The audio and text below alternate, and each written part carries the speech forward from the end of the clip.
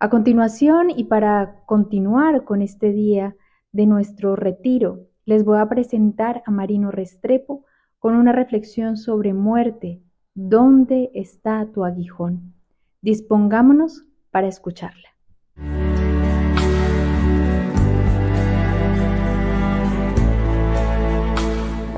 Comenzamos esta reflexión sobre muerte, ¿dónde está tu aguijón?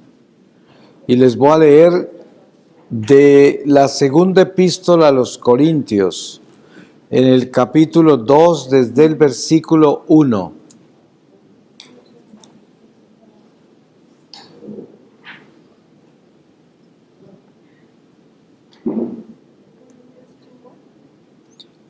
Segunda epístola a los Corintios, capítulo 2, desde el versículo 1.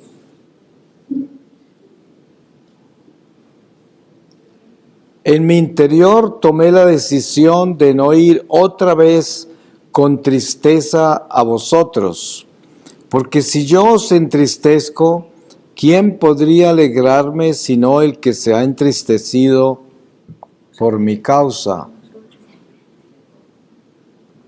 Y si os escribí aquello, fue para no entristecerme a mi ida, a causa de los mismos que deberían procurar mi alegría, convencido respecto de todos vosotros, de que mi alegría es la alegría de todos vosotros. Efectivamente, os escribí en una gran aflicción y angustia de corazón, con muchas lágrimas, no para entristeceros, sino para que conocierais el amor desbordante que a vosotros os tengo. Pues si alguien me ha causado tristeza, no es a mí solo a quien se le ha causado, sino en cierto sentido, para no exagerar, a todos vosotros. Bastante es para ese tal el castigo infligido por la mayoría, por lo que es mejor que le perdonéis más bien y le animéis, no sea que se hunda en una excesiva tristeza. Os suplico, pues, que hagáis prevalecer la caridad para con él. Os escribí también con la intención de probaros y ver si vuestra obediencia era perfecta. A quien vosotros perdonéis, también yo le perdonaré, pues lo que yo perdoné, si algo he perdonado, fue por vosotros en presencia de Cristo, para no ser engañados por Satanás, pues no ignoramos sus propósitos. Palabra de Dios. Dentro de nuestro lenguaje espiritual, a veces la gente se cuida mucho de no mencionar el nombre de Satanás y de no hablar mucho del diablo y no tener como en conciencia la acción del demonio. Claro que en esto tenemos que tener mucha prudencia, coherencia, tenemos que tener mucho cuidado porque tampoco vamos a demonizar nuestra vida cristiana, pero sí nos damos cuenta por las lecturas de las Escrituras, en especial cuando leemos estas epístolas de los apóstoles y también el Evangelio, cómo es que esta figura de Satanás aparece y está presente y nos hacen muy conscientes de esta realidad, de que es una persona, que no es una idea, no es una energía negativa, es una persona que está viva, solo que no tiene cuerpo material, aunque cuando quiere aparece con un aparente cuerpo material, porque Él se manifiesta de acuerdo a la ocasión en la forma que Él quiere, pero es una persona. Y es importante que eso esté claro en nuestra vida, no para que nosotros de ninguna forma tengamos una preocupación extraordinaria por esa persona, porque precisamente el don maravilloso de ser fieles a Dios es que superamos al demonio y por lo tanto el demonio no tiene poder sobre nosotros. Eso no quiere decir que quedamos libres del demonio, pero quedamos protegidos del demonio, que es otra cosa. Y siempre continuamos nuestra peregrinación por este mundo vigilantes, porque como dice San Pedro, el demonio es como un león que ruge buscando devorarnos. Y esto es. Entonces, teniendo conciencia de ese enemigo, caminamos con más coherencia en nuestra vida cristiana y sobre todo en nuestra vida de batalla espiritual. Ustedes saben que nosotros somos un pueblo escogido y por lo tanto somos un ejército y somos los enemigos número uno de las fuerzas del mal. Así de que cada paso de nuestra vida envuelve una batalla espiritual entre el bien y el mal. Ahora, cuando hablamos de la muerte, estamos hablando de el pecado, del demonio. Ese es el reino de la muerte. Precisamente, el Evangelio es muy claro en sus enseñanzas sobre lo que es la redención en Jesucristo. ¿De qué nos redimió Cristo? Pues nos redimió de la muerte precisamente. Por eso en la cruz, cuando el Señor en esa muerte triunfa sobre los demonios, sobre la muerte, sobre el pecado, ya el grito es: muerte, ¿dónde está tu aguijón? Y es que solo Jesús fue capaz de entrar en la muerte y salir con vida. Nadie más pudo hacer eso. Y por eso para nosotros entender ese misterio de la muerte y la resurrección, tenemos que entender a Cristo y tenemos que aprender a adentrarnos en Él. Como dice San Pablo, a crucificarnos con Él. Y así podremos decir: muerte, ¿dónde está tu aguijón? Porque miren, cada uno de ustedes puede preguntarse: ¿cuánto poder tiene la muerte sobre ustedes? Porque todos caminamos con una sentencia de muerte marcada en nuestras espaldas. Llevamos una lápida que tiene nuestro nombre, solo falta la fecha, pero todos estamos sentenciados. Ahora, el precio de la fe, el encuentro con la verdad en Jesucristo, es que esa sentencia a muerte está redimida por Jesucristo, que quiere decir, ya lo que era para nosotros la muerte, ahora es nuestro nacimiento a la vida eterna. Un cambio increíble, extraordinario, que si nosotros supiéramos la trascendencia de ese cambio, viviríamos con gozo, a pesar de las pruebas de esta vida. Por eso es muy importante mirarnos con cuidado y darnos cuenta qué poder tiene la muerte sobre nosotros. Miren que la gente en el mundo vive deprisa, tiene mucho afán. ¿Y saben por qué? Porque se les está acabando el tiempo. Entonces se les está acabando el tiempo para casarse, para enriquecerse, para su juventud. Se les está acabando todo el tiempo para todo. Viven en un afán que está regulado por la muerte. Porque ¿de dónde viene ese afán? Ese afán viene de la mortalidad, de la muerte. Porque si la muerte no fuera la que rigiera el paso del hombre por este mundo, no tendría afán. No tendría afán. Porque precisamente el sentido redentor de Jesucristo es que termina con la angustia existencial de la mortalidad. Miren, una madre de familia que yo conocí en una oportunidad tenía 12 hijos. Esto es en el norte de Irlanda, al norte de Belfast. Y ella me hospedó una noche en su casa porque organizó un evento en su parroquia. Normalmente los católicos del norte de Irlanda tienen muchos hijos.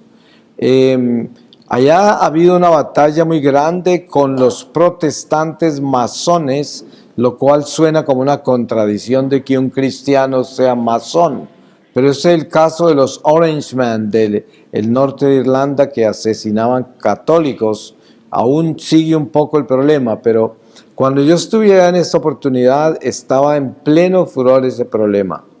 Y esta señora, era de noche, muy tarde, cuando regresamos de nuestra actividad en iglesia y todos sus hijos estaban durmiendo.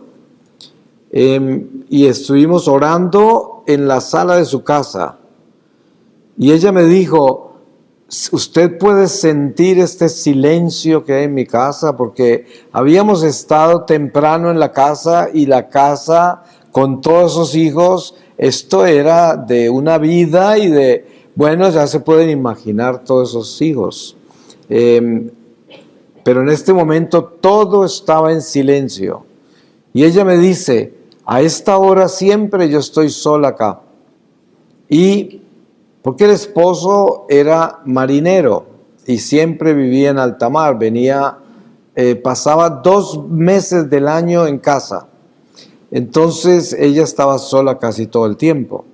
Y me dijo, cuando yo estoy aquí en la noche, lo que más tengo que luchar en mi corazón es la muerte de mis hijos y mi muerte y la muerte de mi esposo. Dice, es mi más grande sombra y el demonio sabe que esa es mi más grande preocupación. Entonces me pidió el favor de que orara con ella para que le ayudara a derrotar el miedo a la muerte, porque la tenía sofocada. Todas las noches en esa sala temblaba de pensar en que se muriera uno de sus hijos, que se muriera ella y los abandonara, que se muriera el esposo y quedaran huérfanos, todo eso. Pues oramos. Un año después que regresé a otra misión, ya no me quedé en su casa, pero ella estuvo en un retiro de 3 días en Belfast y me contó que había mejorado muchísimo su miedo a la muerte y que había trabajado muy fuerte para derrotar ese espíritu de la muerte. Y yo podía observar el cambio en toda su semblante. Pero lo que aprendí de esa lección con ella es que esto es muy común en el cristiano, y en el cristiano bueno, porque el hecho de que uno tenga ese miedo no quiere decir que es débil en la fe. Esto es parte de lo que tenemos que superar cada uno de nosotros. Si usted está en este cuerpo material y ve que se está envejeciendo, pues usted sabe que la muerte llega, ¿no? Que ya viene, porque mire que esto se está acabando y en cualquier momento se desborona y se desploma y ya llegó. Entonces, esto no es un pecado ni una debilidad pensar en eso. Lo que sí no es bueno es tenerle miedo a eso. Y eso es lo que hay que superar y lo que hay que exorcizar. Porque ese peso del miedo a la muerte nos quita fuerza, nos roba esperanza, nos roba gozo, nos roba paz. Nos quita esas verdades teologales en las cuales la iglesia se edifica para que el alma pueda construir su edificio espiritual y alcanzar las alturas de Dios al final de esta vida. Todo lo que interrumpe esa construcción hay que eliminarlo. Y lo más común que interrumpe esa construcción es el espíritu de la muerte. Miren que el hombre por instinto natural es autodestructivo. Por eso existen los vicios, el alcoholismo, la drogadicción, la gula, toda clase de vicios que nos pueden dañar la salud física, mental, espiritual, son autodestructivos. ¿Y por qué? Porque el hombre, por la angustia existencial de la muerte, quiere morirse. O sea, se quiere eliminar, se quiere autodestruir. Es un instinto. Y precisamente muchas veces que yo hablo con gente que ha estado en grandes problemas de drogadicción, alcoholismo, esclavitud de la sexualidad, quién sabe cuántas otras cosas que cada vez abundan más. Ustedes saben la cantidad de esclavitudes que en un mundo materialista y consumista como este en el que vivimos, cada día hay más cadenas que el hombre se puede colocar y esclavizarse a ellas. Y todas estas tienen que ver con esa angustia existencial, con esa muerte que está en nosotros. Y por eso viene el instinto de autodestrucción, porque ¿qué es la drogadicción? ¿Qué es el alcoholismo? ¿Qué son los vicios? Es un instinto de la muerte. Es el ser humano luchando con su destrucción, porque de por sí está sentenciado. O sea, nacemos para morir, y esto es una contradicción a la vida, porque normalmente uno diría, nací para vivir, pero miren, ¿para qué nacemos? Para morirnos. Entonces, a veces yo, cuando hablo con gente muy cercana a mí y estamos tomando nuestra vida con un buen sentido del humor, hablamos de lo que estamos viviendo en el momento, tomamos una pausa de silencio y luego decimos, y después morimos. Y esto es para tener claro el ritmo en que estamos y para no perder de vista esta realidad a la que estamos sometidos. Pero hay que llevarlo con gracia, hay que llevarlo con un buen sentido del humor. No podemos atarnos a esta realidad mortal con un espíritu de pesimismo, de miedo, de tragedia, sino que debemos entender quiénes somos y qué ha hecho Cristo por nosotros. Pero no como una ilusión religiosa, porque yo puedo ilusionarme con la religión y decir, Cristo me resucitará. Como yo creo en Cristo, no moriré. Es muy fácil decir eso. La gente lo dice, los protestantes lo gritan en todas las esquinas, pero para que el corazón se crea eso y verdaderamente tenga superada la muerte, para eso se necesita un salto cuántico al abismo de Dios. Se necesita valentía, ser muy fuerte y atreverme a creer que es verdad que no moriré, que al final de esta vida me transformaré. Miren que hace poco estaba en un funeral y había una señora que estaba enterrando a su esposo y muy católica, una señora muy buena, y hablábamos ella y yo sobre la muerte de su esposo y dijo, tanto que he orado toda mi vida, tanto que he sentido mi religión como mi más grande compañía, y pensar que hoy, al lado del ataúd de mi esposo, mi religión es mi más grande soledad. Mi religión es mi más grande ausencia. porque todos esos rezos, todo eso que yo he practicado, no me está acompañando, porque siento que se fue y no siento que está vivo, aunque mi religión me dice que está vivo, pero yo no lo siento y siento una gran soledad. No había mucho que decir, porque esta señora había escuchado todo sobre la verdad. Toda la vida estuvo en iglesia, toda la vida escuchó, toda la vida se formó, tenía todas las catequesis. Pero ¿qué sucede? Que en el momento de la verdad, cuando yo entierro a aquel que tanto amo y la fe mía no está centrada en la resurrección en Jesucristo y no he podido vivir profundamente la experiencia de Dios en mi vida para llegar a creer que yo no muero, sino que me transformo al final de esta vida.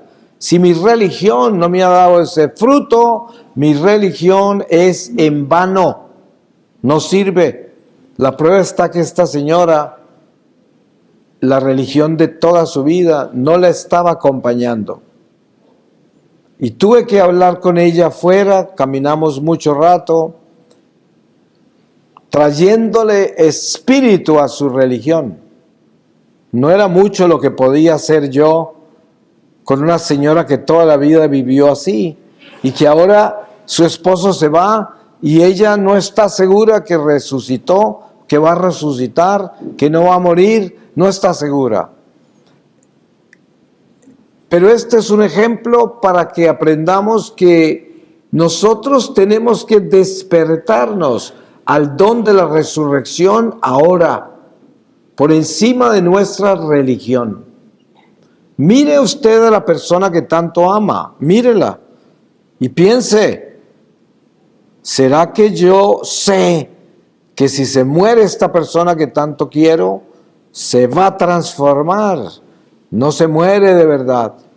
Es verdad que continúa viviendo y yo creo en eso y yo sé en eso. Y sé que yo también me transformaré si soy fiel a Dios y puedo decir, muerte, ¿dónde está tu aguijón? Porque ya no me asustas, ya no me preocupas, ya no soy esclavo tuyo. Y esto es muy importante de enfrentarlo con sinceridad, mirarse. Y sobre todo podemos mirarnos en el otro que tanto amamos y sabemos lo difícil que va a ser verlo irse, enterrarlo. Lo difícil que va a ser para nosotros estar al lado de la muerte cuando te dicen tienes un mes de vida o cuando sientes que te estás muriendo porque te está dando algo que te va a matar y la muerte llegó. En el año 2017,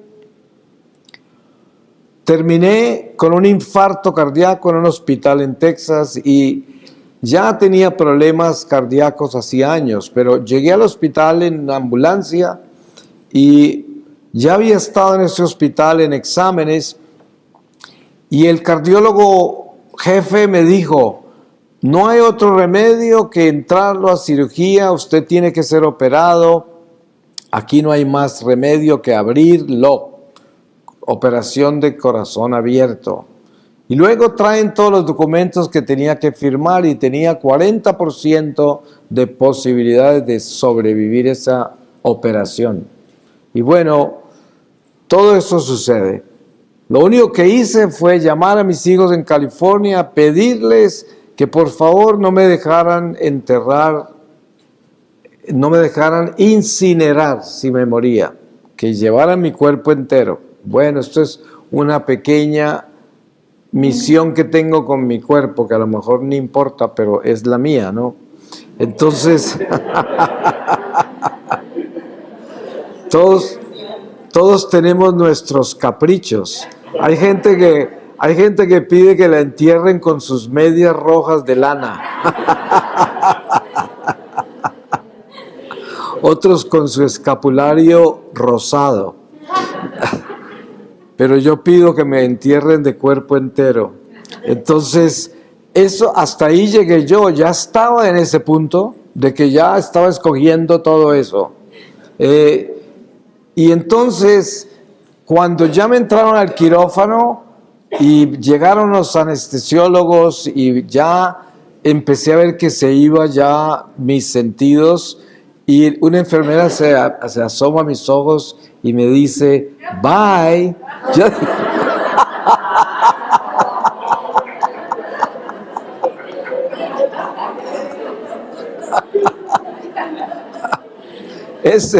Ese fue el bye más largo de mi vida, porque como ya estaba en un estado de somnolencia, eso fue largo, como con un eco, bye. Yo digo, es como cuando lo empujan a uno hacia un abismo y uno no sabe si alguien lo va a parar por allá en el abismo. Después desperté en mi habitación lleno de tubos por toda parte después de esa operación. Y bueno, pues ya el proceso de recuperación fue largo y doloroso, pero pues el Señor me dio otra oportunidad. Pero tuve ese encuentro con la muerte así cara a cara, y se da uno cuenta hasta dónde verdaderamente ha crecido el alma con relación a la muerte, y hasta dónde uno puede colocarle la mirada a esa trascendencia, a ese pasar por ese cambio de vida. ¿Hasta dónde? ¿Y qué tipo de experiencia es esa? ¿Qué sentimiento hay en el corazón de verdad? Porque ahí no vale nada más, ahí no vale sus rezos, su religión, eso no vale nada. Vale fue lo que usted creció, lo que verdaderamente creció espiritualmente. ¿Cuánto ha crecido usted en su fe? ¿Cuánta fe tiene? ¿Cuánto ha sentido el mundo espiritual? ¿Cuánto ha concebido en su corazón la existencia de ese infierno, purgatorio, cielo, la existencia de los demonios, de los ángeles, de los santos, la existencia de Dios? ¿Cómo está eso de claro en su vida? Porque todo eso tiene que estar claro. Porque lo contrario le pasa como a la señora que estaba enterrando a su esposo, y toda esa información que tenía no era más que información. ¿Quiénes eran los ángeles para esa señora? Pues era un canto religioso que escuchaba en las homilías y que leían las catequesis, pero no existían en su corazón. No eran reales, porque si hubieran sido reales, hubieran llegado a acompañarla en ese momento de dolor cuando enterró a su esposo. Pero no, para ella no estaban ahí, aunque sí estaban ahí, pero para ella no, porque ella no los tenía concebidos. Y por eso, a veces la gente pregunta, ¿usted qué piensa de las estatuas? Yo tengo una estatua de la Virgen en la casa y siempre oro al lado de la estatua. Y yo siempre digo, tenemos que hacer un ejercicio espiritual importante. Toda la iconografía, las imágenes de nuestra iglesia son un lenguaje importante que la iglesia nos ha dado como parte de este peregrinar con nuestra fe, que por medio de esta iconografía, imágenes, podemos relacionarnos con lo que no podemos ver. Imágenes de santos que ya no están entre nosotros. La Virgen María, Jesús, la Santísima Trinidad y los ángeles. Y todo esto está representado en iconos, en imágenes. Y digo, si nosotros entramos en ese lenguaje de las imágenes, tenemos que entender que esas imágenes tienen que convertirse en realidad, en verdad. Hay que trascender el dibujo, hay que trascender el símbolo, hay que trascender los colores y la presencia que representa esa imagen o esa estatua, ese ícono. Hay que trascenderlo, porque si no, es como ayer hablábamos de la gospa la Virgen blanca que está allá afuera de la iglesia de la parroquia. La Virgen que está ahí. Ustedes se dan cuenta que toda la gente llega a saludarla. Y se arrodillan y oran. Yo soy de los primeros que llega ahí siempre. Y entiendo su presencia. Ya casi que ni veo la estatua, sino que vengo a verla a ella. A eso es. Ya la estatua como que no existe. Ahí está ella. Eso es lo que es. Entonces, eso es precisamente el ejercicio espiritual importante que tenemos que hacer con nuestra fe. Tenemos que trascenderla, tenemos que atravesarla. Hay que ir más allá de la imagen, del símbolo, de la camándula. Hay que ir más allá de la oración misma y hay que entrarnos en el Espíritu y entrar allá y que se convierta en verdad, en realidad. Porque eso es cómo se supera la muerte, así se supera la muerte. Cuando le damos vida a nuestra religión, le damos vida a nuestra iconografía, a nuestras imágenes, a nuestra historia sagrada, le damos vida al Evangelio, le damos vida a Jesucristo, vida, que se vuelva vida, que no es simplemente una información religiosa. Ustedes ven, a veces encuentra uno el gran teólogo, enseñando, hablando, muy bonito todo, muy inteligente, muy estructurado, rico en información, vacío en espíritu. Y la gente sale sin nada, con mucha información, pero sin nada.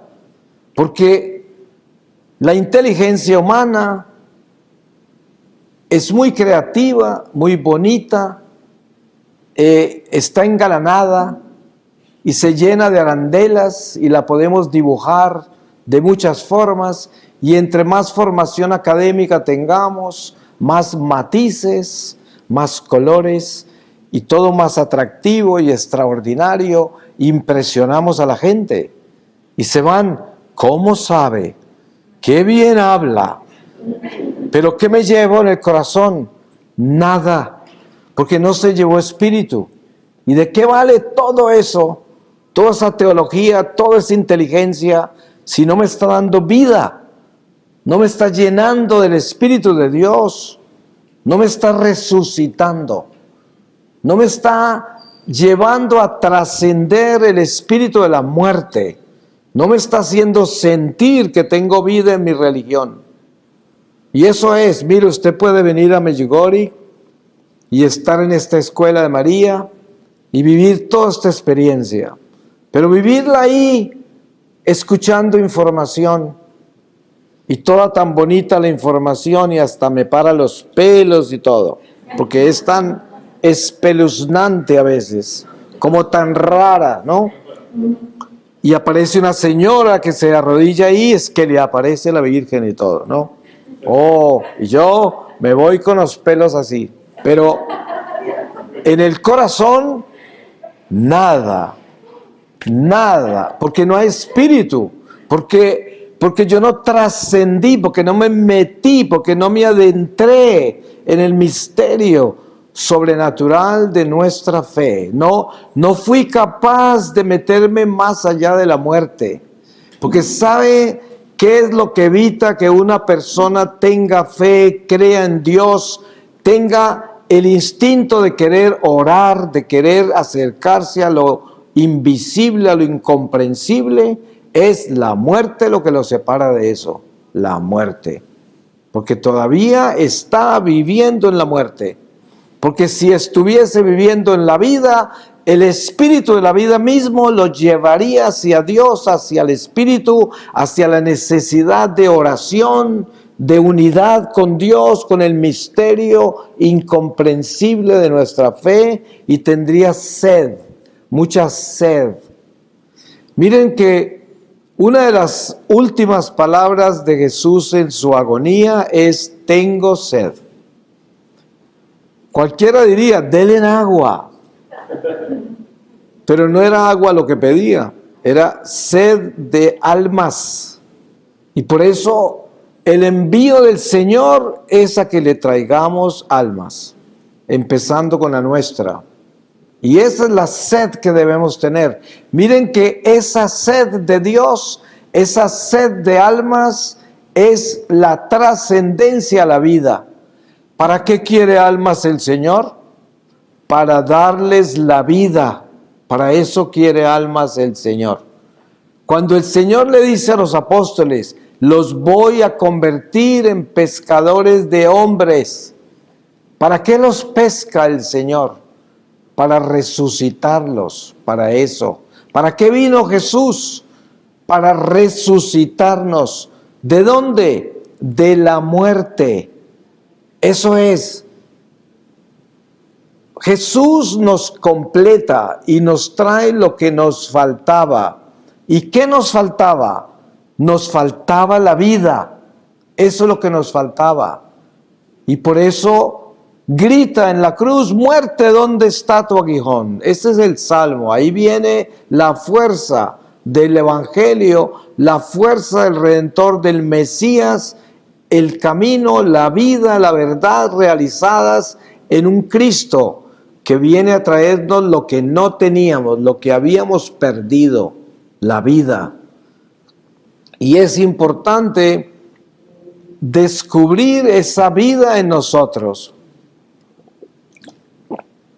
Nosotros tenemos tanta vida como tenemos fe.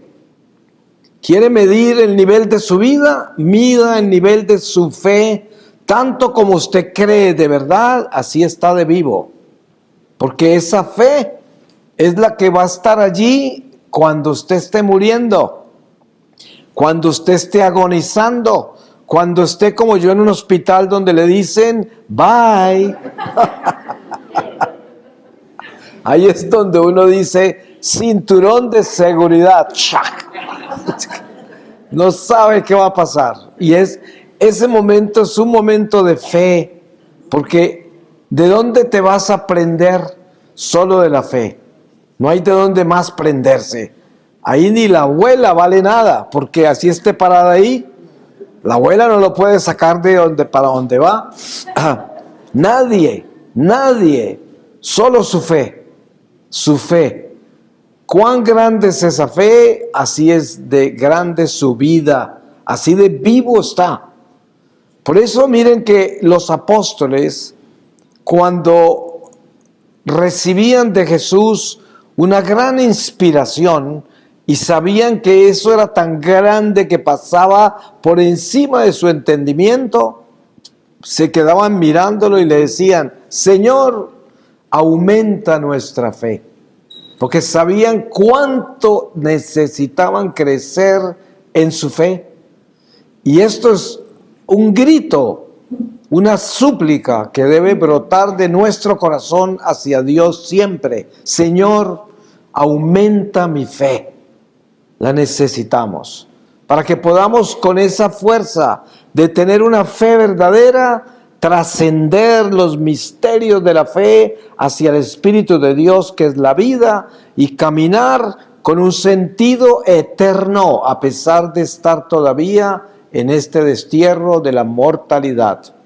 No hay nada más poderoso que un cristiano que camina con pies y pasos de eternidad. Mire, si usted ve la vida de los apóstoles, San Pablo, San Pedro, todos ellos después de Pentecostés, y San Pablo después de su conversión extraordinaria, ¿usted qué ve? Usted ve unos guerreros que no le tienen miedo a la muerte. ¿Por qué? Porque conocen la vida, por eso. Porque conocen la vida. Y lo que están haciendo es sembrando vida a todo el que se encuentra. Sembrando vida, pero vida eterna. Ustedes se dan cuenta que hoy tenemos en la iglesia grandes predicadores y maestros acerca de los finales de los tiempos, la masonería, el nuevo orden mundial y esto y aquello, y son expertos y llenan estadios y cobran mucho dinero y tienen libros así de grandes, ¿no? Pero cuando usted lee el Evangelio, que es nuestra guía, usted se da cuenta que Jesús nunca se preocupó de lo que el mundo estaba planeando, de lo que el diablo estaba planeando, de que Jamás se menciona en el Evangelio si Jesús estaba preocupado por los romanos, y los judíos tenían que pagar impuestos a los romanos, y Jesús jamás mencionó nada. Jesús nunca les dijo, no se preocupen que esos romanos yo los tumbo un día. No, jamás. Eso no estaba en el lenguaje de Jesús. Tampoco estaba en el lenguaje de ninguno de los apóstoles. Por eso cuando la gente viene a decirme, ay, ¿a usted qué le parece todas estas conferencias sobre el nuevo orden mundial y todo? Dice, pues, eso debe ser muy bueno para un banquero para que se prepare, ¿no? Pero no para un cristiano. Nosotros tenemos que prepararnos es para el reino de Dios que no es de este mundo. Por si acaso no lo tenemos claro, por si acaso no lo hemos entendido. ¿Cuál es nuestra preocupación? El reino de Dios que no es de este mundo. Entonces no venga a hablarme del orden de este mundo. ¿Qué importa? Si de un momento a otro nos vamos de acá, si algo tenemos seguro es que aquí no nos quedamos, a no ser de que nos condenemos y ahí sí que quedamos acá. Pero precisamente el trabajo que estamos haciendo acá es para no quedarnos acá. ¿Se imaginan? Entonces no vamos a concentrarnos de las cosas que están planeando acá. Eso no nos debe interesar. Eso es una pérdida de tiempo. Hay que pensar en cómo crecer en nuestra fe, cómo trascender nuestra vida hacia el Espíritu para que la muerte no tenga poder sobre nosotros. Para que nosotros no caminemos como unas criaturas sentenciadas a muerte. Para que nosotros caminemos como unos seres a quienes Dios le dio la vida. Seres vivos, no muertos. Y esto es importante tenerlo claro, porque eso supera todos los miedos, la angustia, la incertidumbre, la soledad, la angustia de toda esta existencia temporal. La supera. ¿Cuánta gente anda por ahí en cientos de terapias, quitándose en cuanto miedo tienen? Hasta las ranas le temen, ¿no? ¿Y por qué? Porque no tienen a Dios, simplemente. Porque entre más nos llenamos de Dios, menos miedos. Porque Dios es la esperanza, la fuerza, la paz, el gozo, la vida, el poder, todo. Y si nos llenamos de Dios, ya tenemos la vida. Y la muerte no nos domina. Voy a terminar con una lectura del Evangelio según San Juan. Y les voy a leer a ustedes de el capítulo 13, desde el versículo 1, que dice, el lavatorio de los pies. Antes de la fiesta de la Pascua, subiendo Jesús, que había llegado su hora de pasar de este mundo al Padre, habiendo amado a los suyos que estaban en el mundo, los amó hasta el extremo. Durante la cena, cuando ya el diablo había puesto en el corazón a Judas Iscariote, hijo de Simón, el propósito de entregarle, sabiendo que el Padre le había puesto todo en sus manos y que había salido de Dios y a Dios volvía, se levanta de la mesa, se quita sus vestidos y tomando una toalla se la ciñó. Luego echa agua en un lebrillo y se puso a lavar los pies de los discípulos y a secárselos con la toalla con que estaba ceñido. Palabra de Dios. Pues miren que esto nos habla de este lenguaje que les compartí toda esta reflexión, que es el Señor preparándose para entrar a ese santuario de Dios, el cual nos vino a dar, para el cual nos vino a preparar. Pero ¿quién aparece otra vez en la conversación? El diablo otra vez, ¿no? Y por eso es importante que tengamos claro quién es el enemigo. ¿Y por qué? Porque esa es la muerte, el diablo, la muerte. Y eso es lo que tenemos que superar. Y lo tenemos que superar con la fidelidad a Dios, el orden. Dios es un Dios de orden. Tenemos que vivir una vida ordenada meticulosa, honesta, íntegra, moral, una vida con valores, con principios, buscar ser mejores personas cada día y vivir el don maravilloso de los sacramentos que nos da la oportunidad de mantener la amistad con Dios siempre sana a través de la confesión, de mantener nuestra alma fortalecida por la Eucaristía y de mantener nuestra vida en el Espíritu de Dios por medio de la oración y mantener las obras del amor por medio de ese espíritu de servicio que nos damos a todos en cada oportunidad que tenemos. Y así caminamos derecho y superamos la muerte, porque ya caminamos como hijos de la eternidad. Amén. Amén.